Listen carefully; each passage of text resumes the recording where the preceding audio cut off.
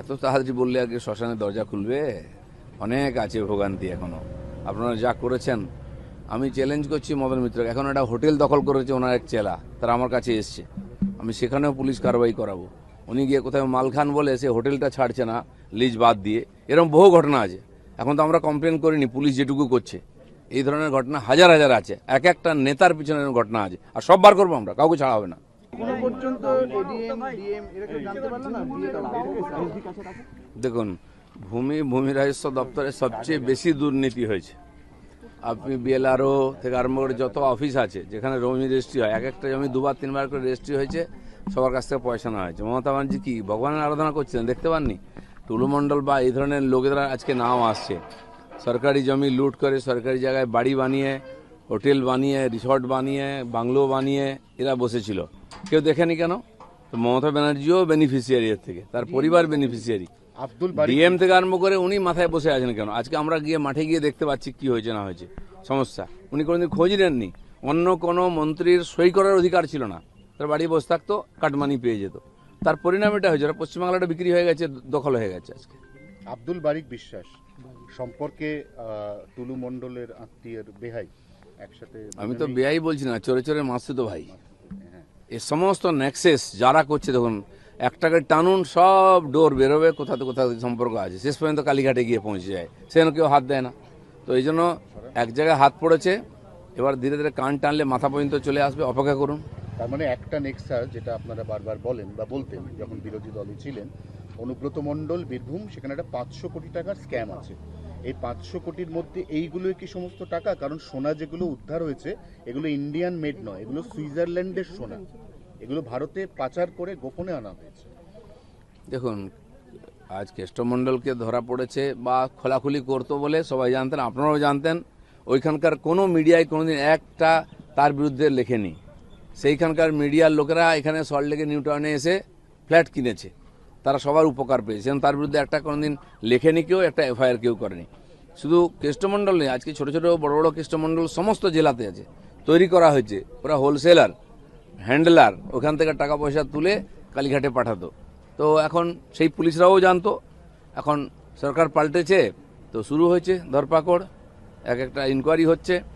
একদিন সিবিআই পর্যন্ত পৌঁছতে পারেনি, সোর্স পায়নি, এবার এই পুলিশই সমস্ত খুঁড়ে বার করছে।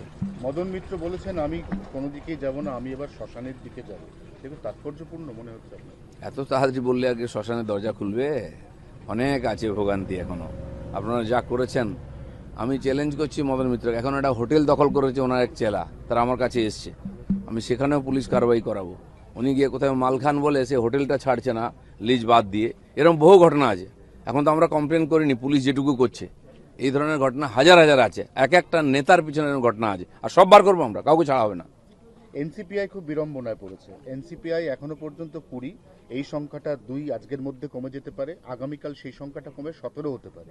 সমস্যা যেটা হবে শুধু এনসিপিআই নয়, অভিষেক বন্দ্যোপাধ্যায় তাদের সঙ্গে কারা কারা আছেন এই মর্মে তো ওম বিড়লাকে চিঠি দিয়েছেন, এবার সেই চিঠিটা বারবার রিড্রাফট করতে হবে। অতএব বিষয়টা এখন একদম জগাখিচুড়ি পাকিয়ে গেছে। দেখুন, টিএমসি পার্টিটা প্রথম থেকেই জগা খিচুড়ি ছিল, এখনও তাই আছে। যে কটা ভোটে জিততো ওরা গায়ের জোরে জিততো, পুলিশ দিয়ে মারপিট করে জিততো। ইলেকশন যদি সত্যি সত্যি হয়, সব জায়গায় ফল তার মতো রেজাল্ট হবে, 4th পজিশন, জামানত জব্দ হবে। কারণ যারা জিতে গেছেন তারা এখন বিড়ম্বনায় পড়েছেন যে আরও 2 বছর 3 বছর কাটাতে হবে। আর ওরা কিছু করুন বা না করুন কিছু যায় আসে না, কেন্দ্র সরকারের কিছু যায় আসে না, রাজ্য সরকারের কিছু যায় আসে না। আমরা মানুষের ম্যান্ডেট নিয়ে মানুষের কাজে লেগে পড়েছি। ঋতব্রতরা আরও বিপাকে। বর্ধমানের স্বামী স্ত্রী তারা সক্রিয় তৃণমূল কর্মী, তারা জেলা শাসককে চিঠি দিয়ে বলেছেন আমাদের 2টো ভোট, আমাদের যিনি জেতা বিধায়ক আমরা মমতাদিকে দেখে ভোট দিয়েছি, আমাদের থেকে ভোট পেয়ে ওরা ওই দলে ভিড়েছে, ওদের ভোটগুলো আমরা ফেরত চাই। কি গ্যারান্টি আছে ওরা ওকেই ভোট দিয়েছে? আমি যদি বলি ওনারা বিজেপিকে ভোট দিয়েছেন, কোনো প্রমাণ আছে?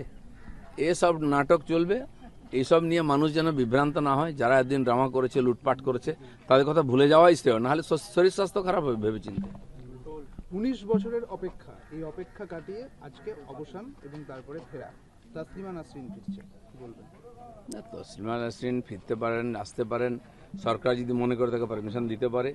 তার বাংলাদেশ থেকে বিতাড়িত হয়ে উনি পশ্চিমবাংলায় ছিলেন।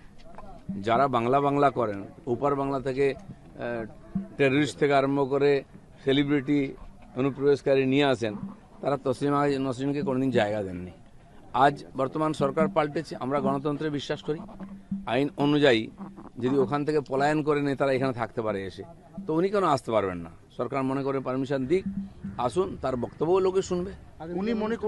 উনি মনে করছেন যে বাংলায় পালা বদলের পরে নতুন সূর্যোদয় হয়েছে, রাস্তায় কলকাতার রাস্তার মোড়ে মোড়ে ওনার ছবি, উনি খুব খুশি ব্যক্তিগতভাবে। আপনাদের সরকার যাবেন অনুষ্ঠানে? ওনার ছবি কে লাগিয়েছে আমি জানি না।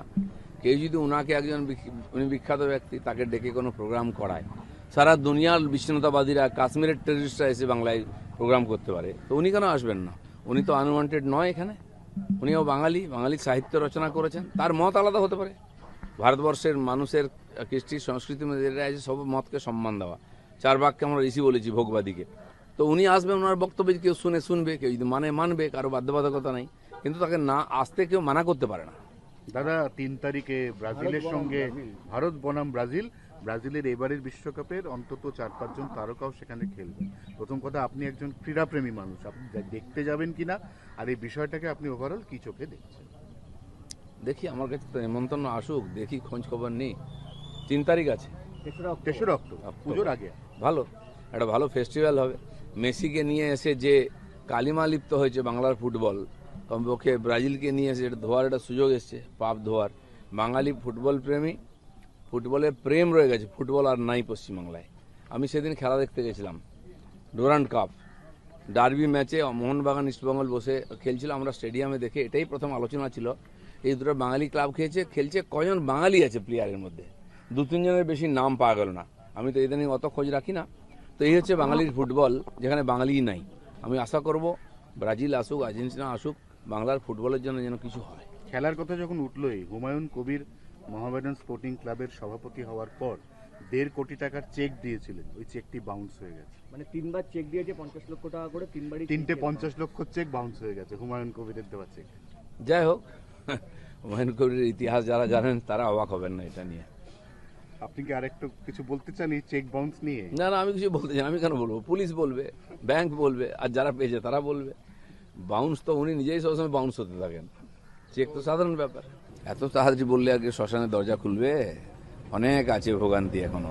আপনারা যা করেছেন, আমি চ্যালেঞ্জ করছি মদন মিত্রকে। এখন একটা হোটেল দখল করেছে ওনার এক চেলা, তারা আমার কাছে এসছে, আমি সেখানেও পুলিশ কারবাই করাবো। উনি গিয়ে কোথায় মাল খান বলে সে হোটেলটা ছাড়ছে না লিজ বাদ দিয়ে, এরকম বহু ঘটনা আছে। এখন তো আমরা কমপ্লেন করিনি, পুলিশ যেটুকু করছে। এই ধরনের ঘটনা হাজার হাজার আছে, এক একটা নেতার পিছনে ঘটনা আছে, আর সব বার করবো আমরা, কাউকে ছাড়া হবে না।